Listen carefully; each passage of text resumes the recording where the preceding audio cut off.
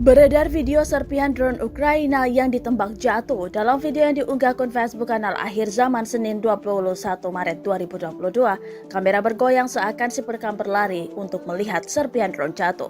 Disebutkan pada keterangan unggahan, drone Ukraina berjenis Fury itu jatuh di dekat Izium, Ukraina sisi timur. Nampak dalam video drone terpecah usai ditembak, bahkan masih terlihat asap yang keluar dari bagan drone karena habis terbakar. Seperti diketahui, kondisi Ukraina semakin memanas. Belum ada titik temu antara Ukraina dan Rusia hingga saat ini.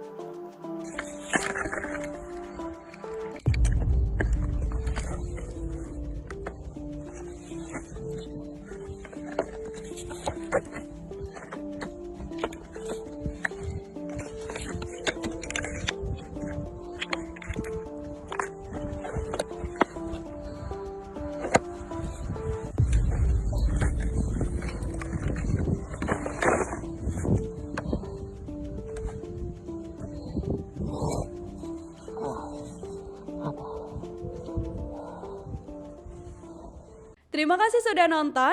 Jangan lupa like, subscribe, dan share ya.